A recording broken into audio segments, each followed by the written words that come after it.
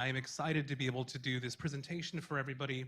And one thing I want to make sure that I acknowledge is acknowledging the work that's done here at Moraine Valley. It's something that we pride ourselves in bringing together other departments to share with our faculty, with our staff, and one in which we later on want to invite you to participate with this particular event. So I also want to thank the library for partnering with us to be able to do a community ofrenda here at Moraine Valley.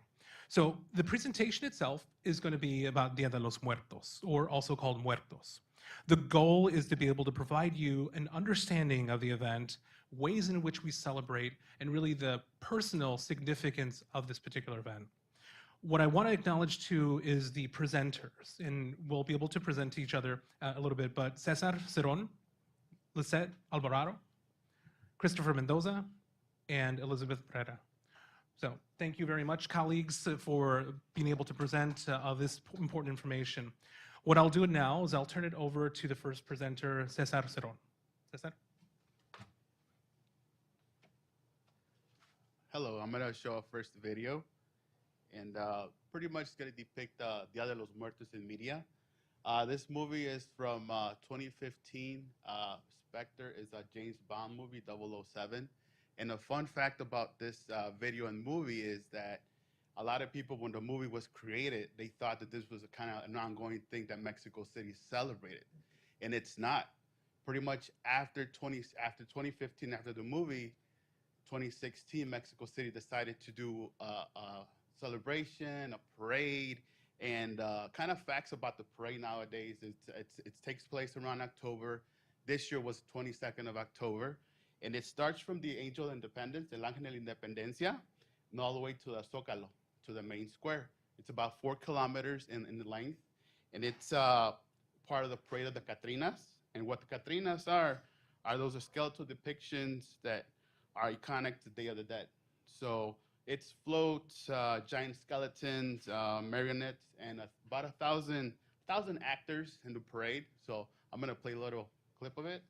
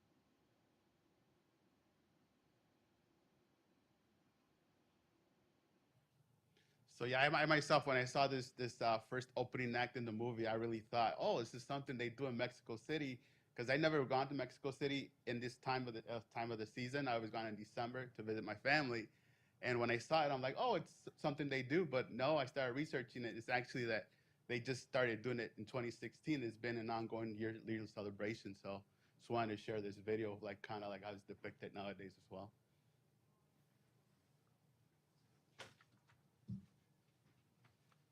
All right, cool. Thank you, Caesar. So the next slide that we have is another depiction of Dia de los Muertos in media. So after the James Bond movie, as Caesar highlighted, it kind of skyrocketed in popularity. So many of you may know this film called Coco that was popularized a few years ago. That kind of goes through the whole entire journey of what Dia de los Muertos or Muertos is to the Mexican citizens. So we're just going to play a short clip from the movie so you guys can kind of are reminded of what this scene is and how it was shown in the film Coco.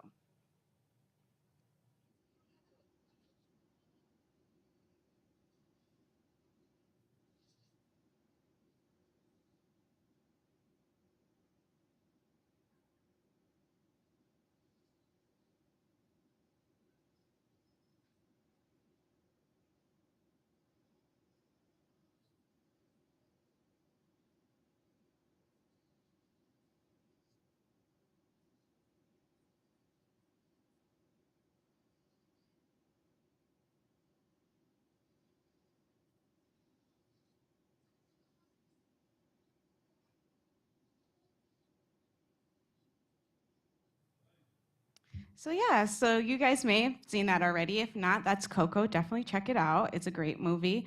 But these two short clips that we wanted to start with is just to give you guys a generalized idea of what you may already be familiar with in regards to Dia de los Muertos.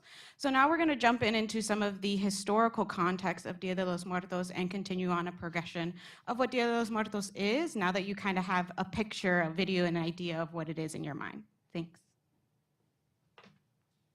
All right. So I just want to start with a little bit of the history behind it. Pretty much it started Dia de los Muertos celebrates back to the Aztecs and then also the Mesoamerican times. But the Mesoamericans celebrated Dia de los Muertos, Day of the Dead, in spring, while the Aztecs celebrated in the summer. The Aztecs believed that in afterlife, where spirits of the dead would return as hummingbirds and butterflies. They believed that the way a person died determined the kind of afterlife they would have and where their souls would go. The Aztecs celebrated for a month. Instead of like how we celebrate almost for a week, they celebrate for about 20 days. And they celebrated in the Aztec calendar at the end of the Gregorian month of July and early August. They honored and celebrated the Aztec goddess of death, Mictecacihuatl. Mictecacihuatl was the queen of the underworld and ruled over the afterlife. It is believed that she was born, then was sacrificed as an infant, and magically grew into adulthood in the underworld. During the Festival of the Dead, Aztecs will honor Mictecacihuatl, featuring skeletons, altars, and other trappings of death. According to one myth, Mictecacihuatl and her husband collected bones so they might be returned to the land of the living and restored by the gods. So it's just a little bit of context of how the Dia de los Muertos were originated.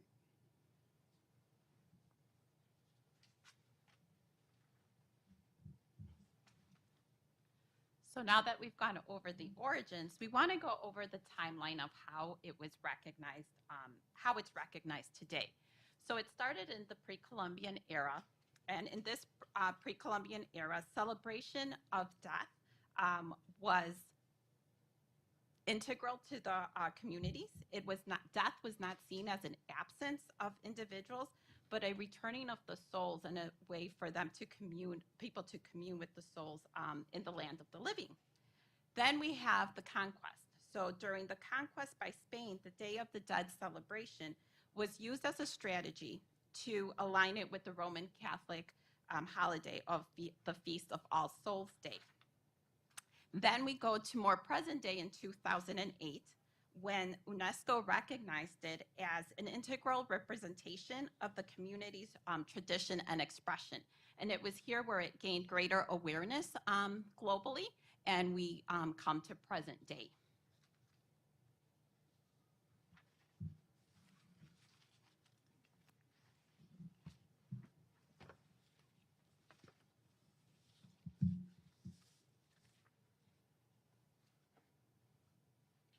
So now, Dia de los Muertos. So there are 2 days for this, which would be on November 1st, which is dedicated to the children, so people who have died as children. Then November 2nd, which is dedicated to the adults. I kind of wanted to talk a little bit about the variation between the two. So one variation, for example, begins starting October 28th, where people set out a candle for those who were lonely, lonely souls who don't have anybody to kind of remember them. And going into the 29th, water is set next to another candle for forgotten souls, so it kind of intermingles between the two. On the 30th, bread is set out with another candle and with another glass of water for those who may have passed away without having had a final meal, or those who have passed away during some sort of accident.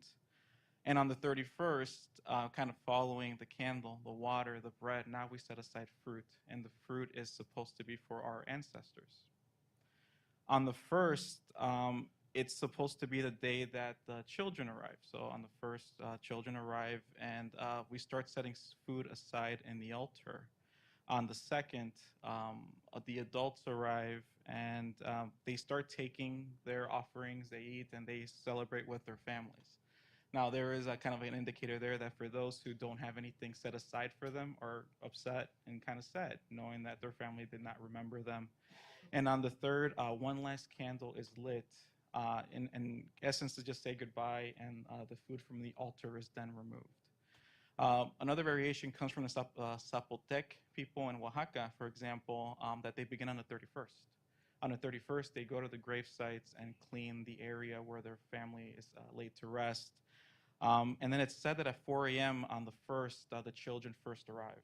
And then around 8 a.m., the children leave, and that's kind of commemorated with the blowing of a candle. Around 3 p.m., the adults arrive and spend time with their families, and they leave around 8 p.m., which is also commemorated with the blowing of a candle.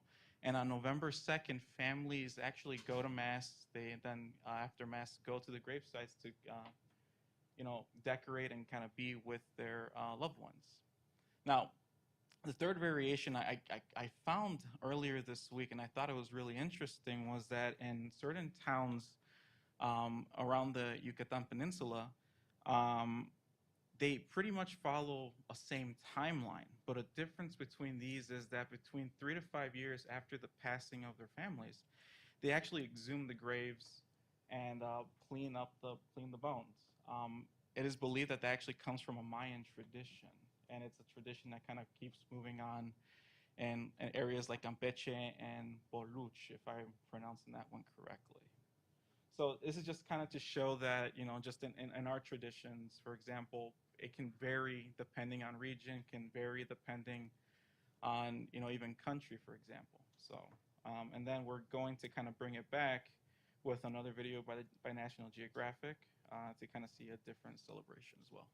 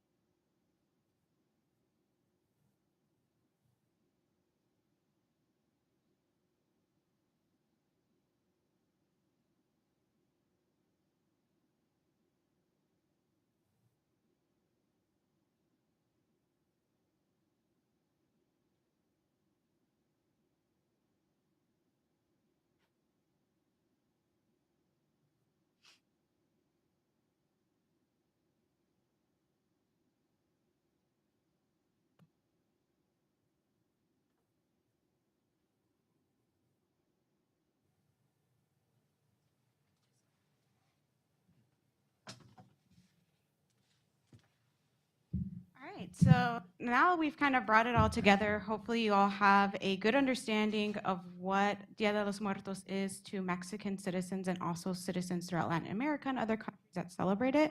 So we're just going to identify some of the things that are involved in Dia de los Muertos. So one of those big things that comes from Oaxaca is las alebrijes. So we have a short video here explaining their origin and their importance in Dia de los Muertos.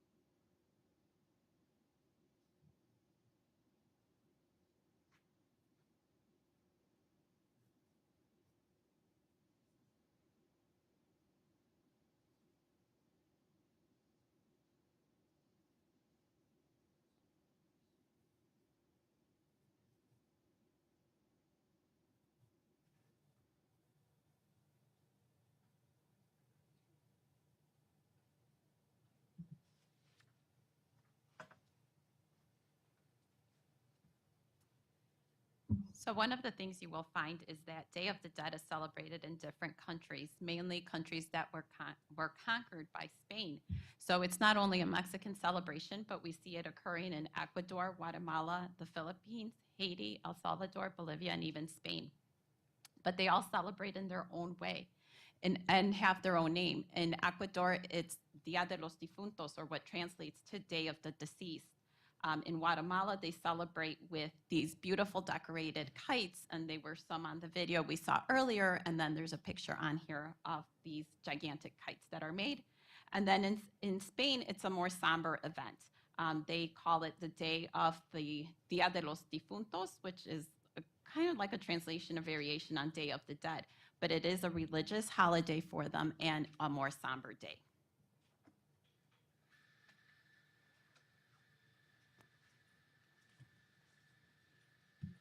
And so another thing that's commonly seen used through Day of the Dead, Dia de los Muertos, is this ofrenda or an altar. If you have yet to visit our ofrenda here in the library, it's to your left back here, your right, my left. So definitely check it out so you can see an example of what I'm talking about. But I'm just going to give an example of some of the many, many things that are included on an ofrenda. It's not limited to these few items here. These are just some of the main ones that you can see at any typical ofrenda or altar. So some things we have of importance are marigolds or cempasúchil, and they're the symbolic flower of death that the Aztecs recognized back in the pre-Hispanic Mexico. And many regions of Mexico and in other countries that may use the marigolds, this is a symbolic way, a symbolic pathway for the dead to come to the ofrendas, to the altars. So they're brightly colored, they're super bright orange, and so they'll use these on the altars all over. As you see in the National Geographic video, they'll put them on the graves as well, so the deceased can find their way. Another aspect, and you can see on many ofrendas, is the sugar skulls, also known as the calaveras. So you can see these of different sizes. Usually they are made of sugar paste originally, but because the holiday has become so popularized, you can also see styrofoam ones or fake skulls, but originally are made of sugar paste and decorated with icing, colorful again, with flowers, leaves, things like that. And then they are also given to some of the children as a treat because they're sweet. Another aspect we see on many ofrendas is the candles. In Mexico, they place these on ofrendas, again, to light the way of the soul so that they can reach their ofrenda and their altar.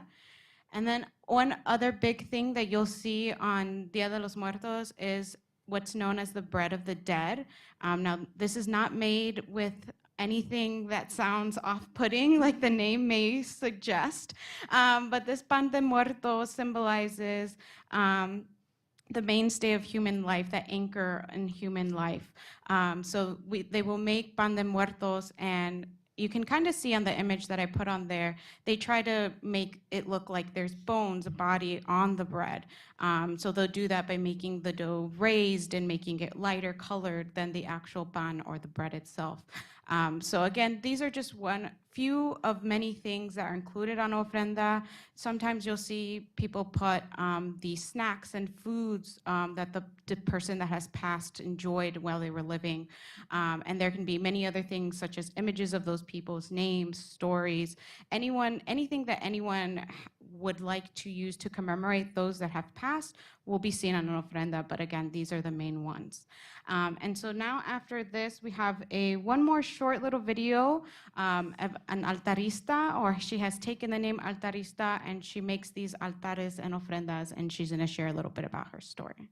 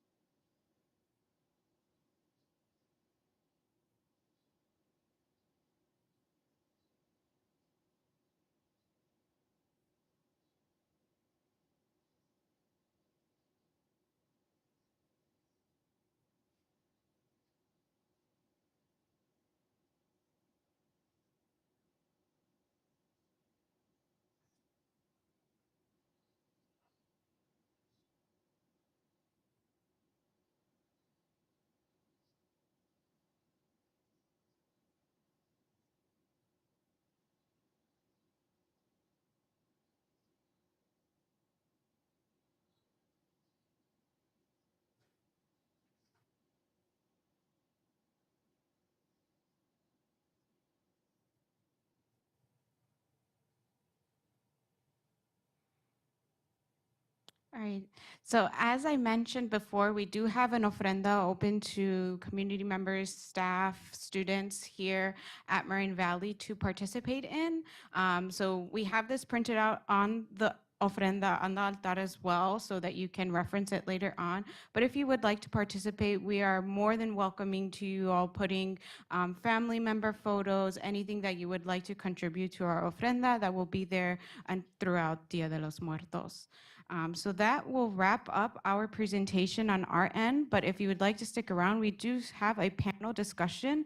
We're gonna do some Q&A on our personal stories, history, relics, moments that we have had with Dia de los Muertos, and we're gonna share that now with you. Thank you.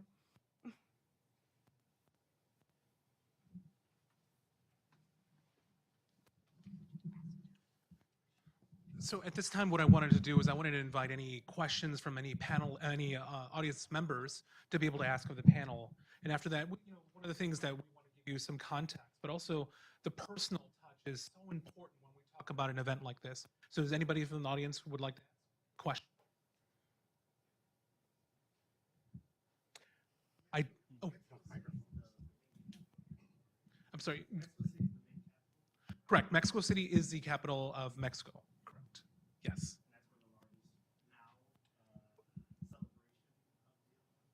One of now, but also regionally, there are different towns in Mexico that are known for their celebration of Dia de los Muertos. Do you? Yeah, so going on that one on my presentation for the movie, James Bond, it's every location in Mexico and other parts of Latin America had different ways of celebrating, but it wasn't as extravagant as parade. It's more like kind of like family, personal celebrating. But now, it's become a little bit more like open, more festive, more. And one of the reasons that Mexico City wanted to do is because they wanted to attract more tourists, bring awareness, tourists, and around that time. So it's also the climate. It's really nice around that time as well. And one of the reasons why I think we wanted to do a presentation like this, not only to share culture, our identity, but also say what it's not. Sometimes people think it's a Mexican Halloween. It is not a Mexican Halloween. It's something different. And this is the reason why we wanted to present to the audience of the importance of this particular event. Well, I do have a question to the panelists: is what is the significance to Muertos to you? And feel free, anybody can jump in. I'll start first. So with me, my mom, my family, they're from Guerrero, from the southern part of Mexico. And since I was a little kid, my mom kind of started with the ofrenda with my grandparents, my aunt, and they just started like that. We'll just have their pictures and their food. I remember my grandfather used to like the Coca-Cola bottles and then maybe a little bit of a drink too.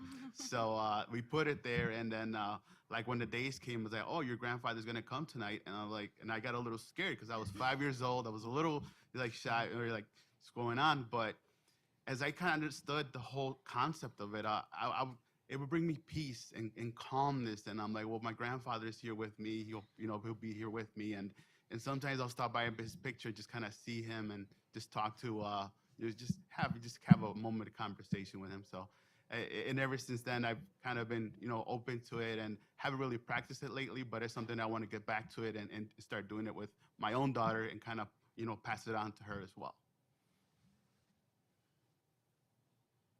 Yes.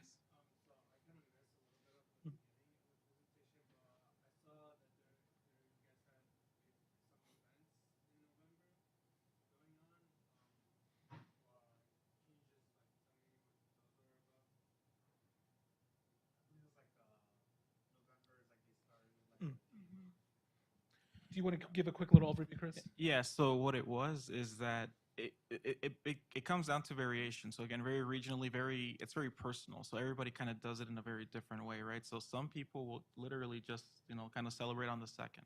Some people will start on the first because they've lost a child or know a child that has passed away.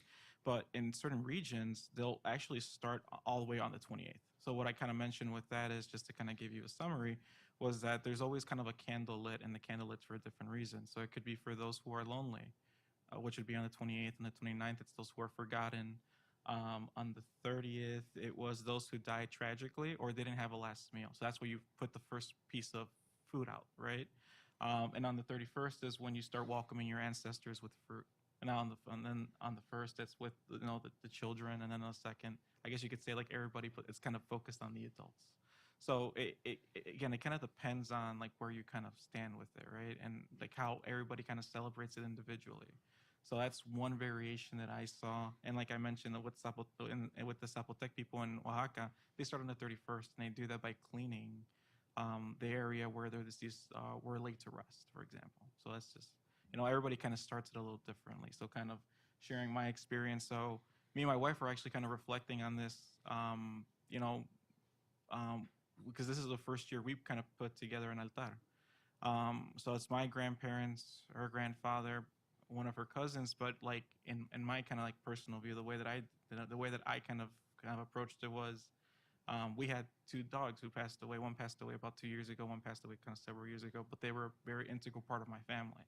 So we included them just again as a remembrance, and kind of hoping they come back too and to kind of visit us kind of way, But yeah. Actually, which leads me to one of my questions. I know that we built our ofrenda now, so we wanted to, not only include the community to be able to participate. I know it's a little bit early, but again, it's not too early to be able to share the importance of the event. But have anybody here, have they built your ofrenda? Do you do it regularly? I jumped the gun a little bit. So my first year. Yeah. Your first year? Yeah. Okay. kind of same. At home, my dad's side of the family celebrated it. My mom's side of the family didn't. So now, as the years go by and you start losing family members, it's come back to trying to integrate that and making a connection, and also having children that they carry on the tradition. So it's important as part of our culture and tradition. So at home, we don't necessarily build an altar, but we do decorate the house with the marigolds, and we do have Day of the Dead bread. So my older sister will bake the bread. Someone will make hot chocolate. We do get together and reminisce a little bit about our past, our family members who have passed. Is there any regional differences that you all celebrate that you do specifically at your home? So this is where it kind of got interesting for me, right? Because, well, my family, so my dad being from Jalisco, you know, I kind of asked, I called him and I'm like, hey, so what did you guys do growing up for this? And he's like, well, we really didn't do anything. We just kind of just went to the, you know, to the graveyard or, you know, wherever the ashes were laid to rest, and just kind of, you know, just go and say a rosary. Then I asked my mom, being from El Salvador, and she said that it wasn't really part of them kind of growing up. So it kind of became this thing where it was just like a kind of a little bit of a journey to kind of figure out what it was, you know. So kind of on the same perspective, it was kind of like growing and seeing, okay, well, it is celebrated, we just don't celebrate it.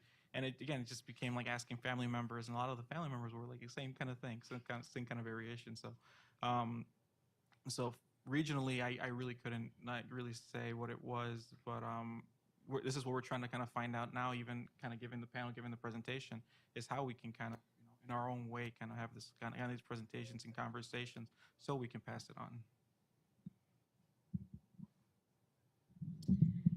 Yeah, so I kind of think on the same note, replicating what Chris mentioned, is we're kind of having this newfound discovery of the holiday in itself as younger generations.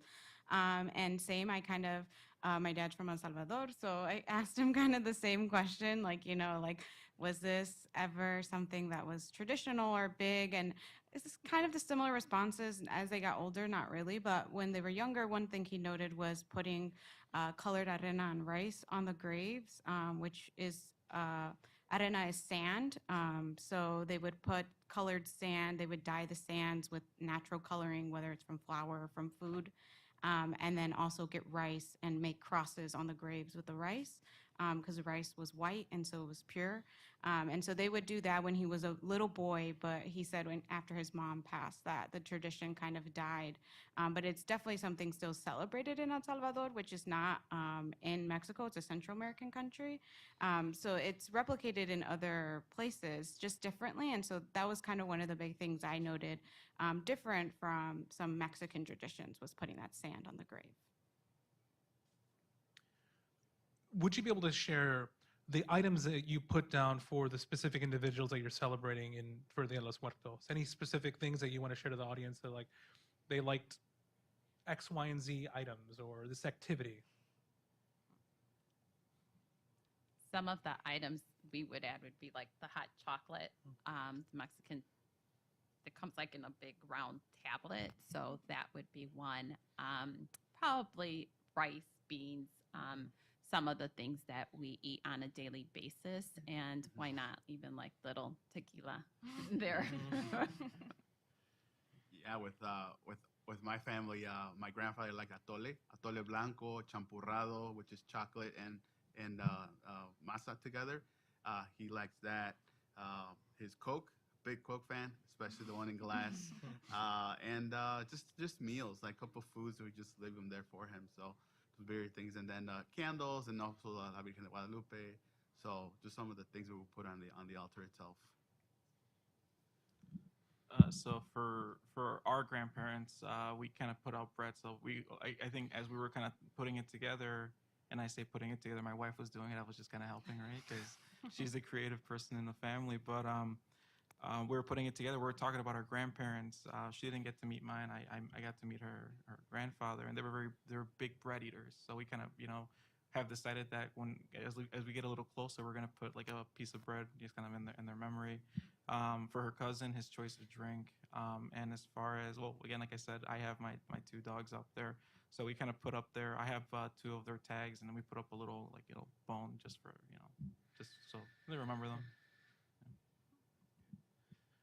And just the last question I have is, what would you like the audience to know about Muertos? What was the closing thing that you would want to be able to share about the event, the day? I can start. I think the biggest takeaway, again, as this has been a learning experience for myself as well, is the celebration of life that this holiday is meant to be. I think it's really important that people take that away and remember that, because it can become distracted by all the pretty colors and the skulls and everything that we're offering to the deceased, but it really is about them, and celebrating their lives, their accomplishments, what they were remembered for, the good times. So for me, that would be the biggest thing that I hope everyone take away, that this is not mutually exclusive to the citizens of Mexico, or anyone that was, conquered by the Spanish back in the day.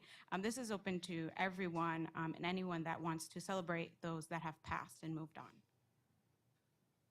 Yeah, I just want to add more what Elizabeth was saying as well. Just the essence of it, the purity, whatever walk of life you're from or whatever belief you have, just celebrate your family, your deceased, and it's just more time of remembrance. Everything with Halloween, All Hallows Eve, and then Dia de los Muertos, just coming together and just celebrating, and then just enjoying it and just remembering your family. I think for me, just the fact of kind of putting it together, right? And like, these people I interacted with, and just not being here anymore. It was more of a moment of reflection, not just to remember them, but to remember who's still around us. So I think that's really important because we don't know what's going to happen, and the fact that kind of like one day you're gonna potentially add another picture to that altar, kind of shapes that perspective of like, let's really kind of appreciate the now, which is, in essence, the Day of the Dead, Dia de los Muertos, is kind of a celebration of life, and I think sometimes we kind of take that for granted. So that was my takeaway, and I think that as like people, kind of participate in this in their own way, they should kind of have that takeaway as well. Yeah. I concur with everything they've said. For me, it was learning more, or relearning some of the things I had heard, and then holding on to that tradition and passing it on, and just bringing awareness of it to my family, who we've kind of had lost touch with the significance of it and the importance of it too. Thank you all. Before closing it out, once again, I want to make that acknowledgement of our community ofrenda. So please feel free to bring your own pictures, any items. That ofrenda will be available to the end of the week by November 3rd, so feel free to bring it back up. But again, this is why we want to personalize this experience while you're here at Moraine Valley as a faculty, staff, as student, because we want to make sure that we are your home. We are the place that values you as a person. So thank you very much. All right, bye.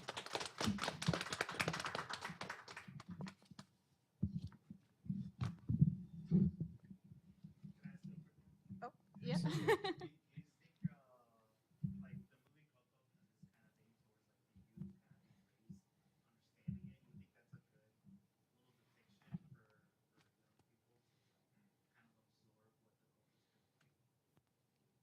I would think